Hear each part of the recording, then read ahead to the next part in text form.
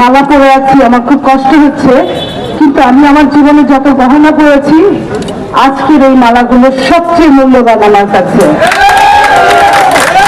কারণ এই মালাগুলোর মধ্যে অনেক অনেক অনেক ভালোবাসা আছে, অনেক অনেক ত্যাগ আছে। যারা আমাকে মালা পরিয়েছেন তাদের ত্যাগ আমি পেয়েছি কিছুটা, তারা কিছুই পান নাই, বা কিছুটা পেয়েছেন যেটার চেয়ে তাদের ত্যাগ অনেক বেশি। আমি আজকে যত আমাকে যারা ফুল দিয়েছেন, আমার গাড়ি ভর্তি ফুল, টেবিল ভর্তি ফুল, এই যে ফুলগুলো, এই ভালোবাসা। যারা আজকের দিনে আমাকে এই সম্বর্ধনায় সামিল হতে পারেন নাই, আমি তাদেরকে দুর্ভাগা বলবো। কারণ এই মঞ্চে যারা উপস্থিত, সামনে যারা উপস্থিত, তারাই তো অরিজিনাল বিএনপি, তারাই হচ্ছে সাচ্চা বিএনপি। যারা আসতে পারেন নাই, দুঃখজনক ভাবে সত্যি, তারা বিএনপিকে ডাকাতি করেছেন।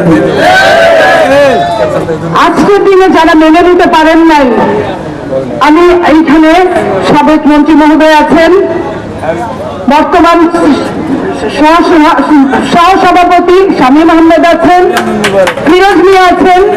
এদের সামনে বিএনপি মহাসচিব বলেছিলেন, দেশনেত্রী বেগম খালেদা জিয়া চলে যাওয়ার আগে যে লাস্ট হাসপাতালে গেলেন, তার 2-3 দিন আগে মহাসচিবকে ডেকে নিয়ে গিয়েছিলেন।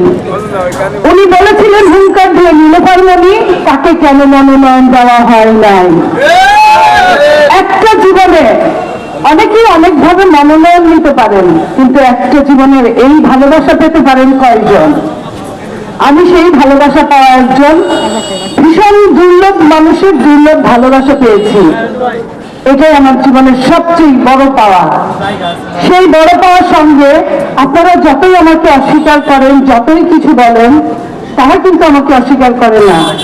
তারা আমাকে বলেছে একজন যদি এমপি হয় সেটা আগে নীলোফার চৌধুরী মনি হবে, তারপরে অন্যরা।